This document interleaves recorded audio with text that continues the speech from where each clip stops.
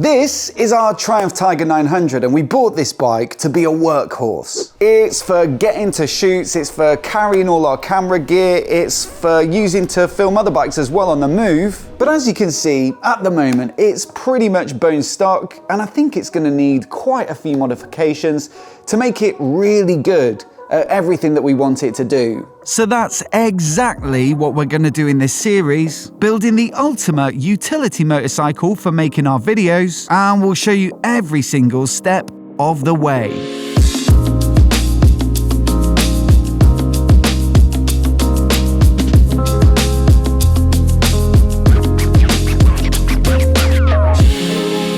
Now, before we get underway, a massive thanks to HEX INNOVATE and their ezCAN product for supporting the channel and sponsoring this video, but more on this later. I think though, before we start making any big changes, well, it's probably a good idea to take the stock bike out for a day of shooting to find out exactly where it needs improvement.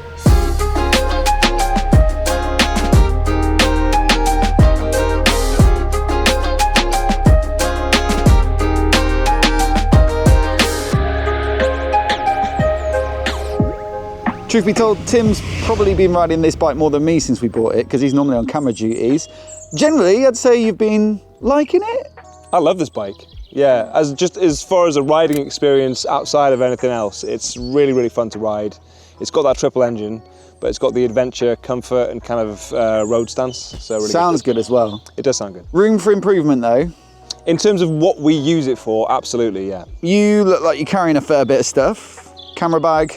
Yeah. The drone is always a bit awkward slung around you, isn't it? Resident mule. Yeah, that's probably the thing I like the least, is just like sticking that around the front. One, it bashes against the tank, kind of gets in your way. Not great for your paintwork either, but also definitely not good for me to have something around my neck. Also, massive pain in the arse having to pull over, take off your bags, take everything out the bags, and then stick them back on your shoulders. That's irritating. Bit simple in the dash as well. I feel like we've got a lot of space here to put some more advanced technology, perhaps, Tim. But also, I only got the black because I had a good price on it. It just looks a bit drab to me. Not very punchy, not very visible. And I think it could just do with a bit of a visual lift.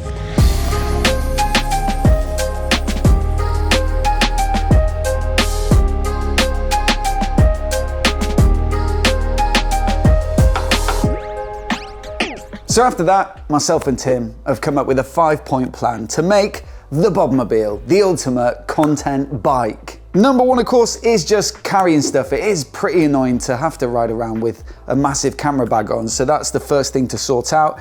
Robustness, it has to follow adventure bikes, it has to go in lay-bys, it has to do all those things, and if you did drop it, naturally, you'd want to be able to keep going and get the chute in the bag. Wayfinding, we have to go to shoots in other parts of the country, in other locations, and so we'll ride the bike there and then use it for the shoot. So some good navigation is definitely going to help. Mounting, that's not about climbing on and off, that's about cameras. It's really handy to be able to put cameras all over the bike. So I think we can get some smart solutions there. And then lastly, visibility. We want a bike that if it is left at the side of the road, you know, it's nice and obvious. It gives a little bit more safety, but also, you know, to get the Bob brand out there. So we want something with a bit of visual pizzazz, and I think we've got the parts to do that. But let's start off with sorting the number one issue out. Actually though, before we fit anything like luggage racks and those sorts of things which make it harder to access this part of the bike, well, no build is complete without a bit of a fruity note at the exhaust. And so that's exactly what we're going to do. This is from Leo Vince. I think probably in the UK a lot of people say Leo Vince, but I believe in Italian it's Leo Vince. They've kindly sent out one of their pipes for the Tiger 900. And look, this is one of the best sounding adventure bikes on the market in my opinion. What do you say, Tim? Maybe? Yeah. This is a man who's owned an Africa Twin though, so I think it's probably a fair toss-up between those two. But what's great about this engine is unlike a regular triple where it's got even firing intervals, so it makes this kind of smooth sound, the Tigers, so the 900 and 1200, have a cross-plane, or T-plane they call it, triple. So uneven firing between the cylinders, and that means it has this sort of growl to it.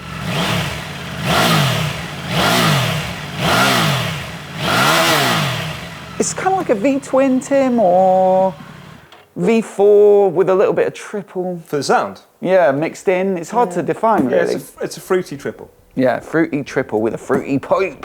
So we'll look forward to getting this on. Just don't jam your fingers on the... Oh no,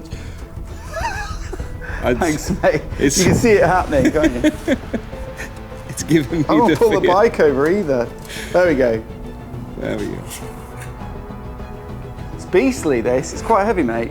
Just out of interest, this weighs 2.83, and this one 1.63, so we're saving 1.2 kilos, although this is not a weight loss build, this is a let's add loads of stuff. Just, if anyone else is trying to build a light adventure bike, that might be one way to do it, but we're more than going to make up for 1.2 kilos, I believe. Yeah, we're making this bench. Yeah.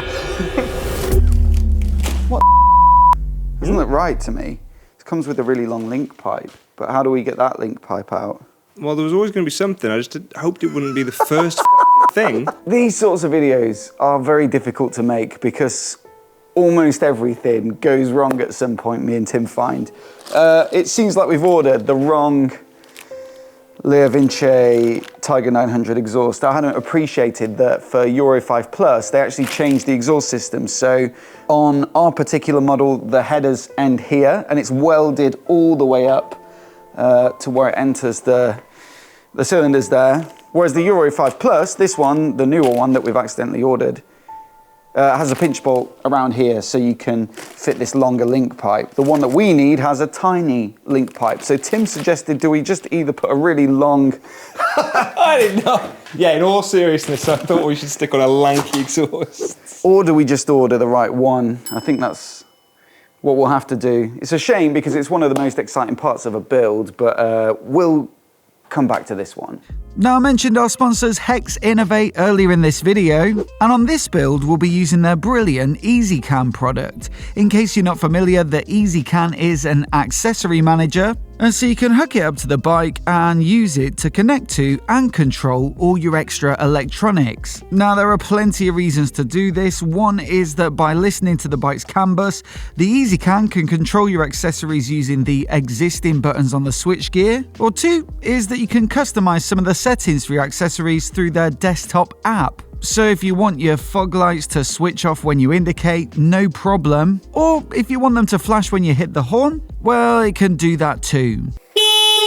Reason 3 though is that by using the ezCAN you don't need to splice into your bike's existing wiring, which in some cases could void your warranty on your beautiful new adventure bike. So if you want to set up fog lights, air horns, heated gear, navigation devices and more with minimal fuss, then check out the link down in the description below to find out more, with the ezCAN available for most popular adventure bikes along with their new universal ezCAN Pure. At the moment, I've just set it up to have a play with the existing fog lights that the previous owner had already fitted to this Tiger, but in the next episode we'll hook them up to something a little more advanced, and so do hit subscribe if you've not already to keep up to date with this build. So back to the luggage situation, and one of the cool things about this build is that if you're in the UK and you want to see it in the flesh when it's done, then actually we're going to have it on the stand at ABR Festival for SW-Motech, who've sent us a plethora, I think it's fair to say, Tim? Yeah.